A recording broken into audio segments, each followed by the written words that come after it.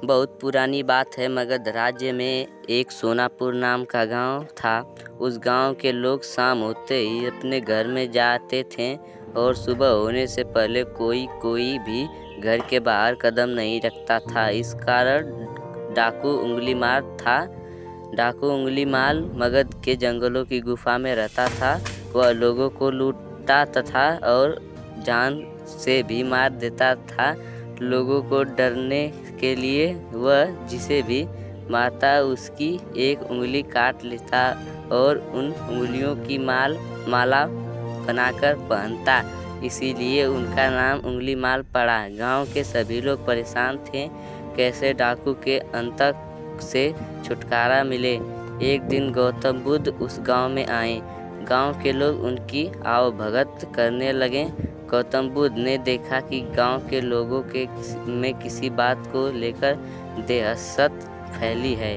गौतम बुद्ध ने गांव वालों से इसका कारण पूछा। ये सुनते ही गांव वालों ने उंगलीमाल के अंतक का पूरा हिस्सा उन्हें सुनाया।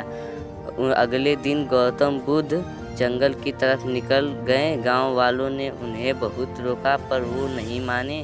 बुद्ध को आते देख उंगलीमाल हाथों में तलवार लेकर खड़ा हो गया, पर बुद्ध उसकी गुफा में सामने से निकल गए। उन्होंने पलटकर भी नहीं देखा। उंगलीमाल उनके पीछे दौड़ा, पर दिव्य प्रभाव के कारण वो बुद्ध को पकड़ नहीं पा रहा था। थक हार कर उसने कहा, रुको। बुद्ध रुक गए और मुस्कुराए, बोले, मैं तब का रुक गया था, तुम कब है हिंसा रोकोगे? उंगलीमाल ने कहा, सन्यासी, तुम्हें मुझसे डर नहीं लगता? सारा मगध मुझसे डरता है।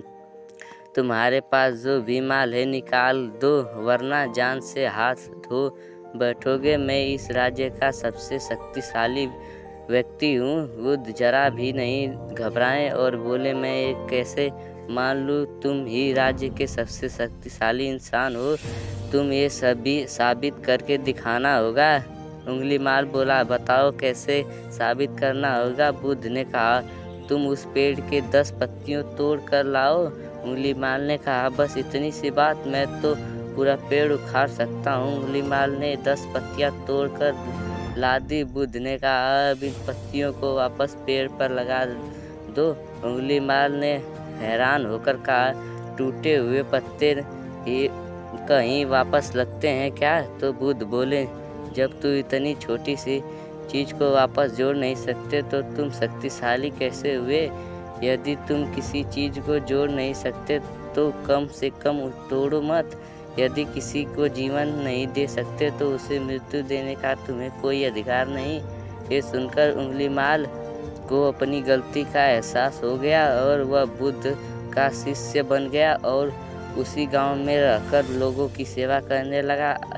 आगे चलकर यही उंगलीमाल बहुत बड़ा सन्यासी बना और हिंसा का नाम से प्रसिद्ध हुआ।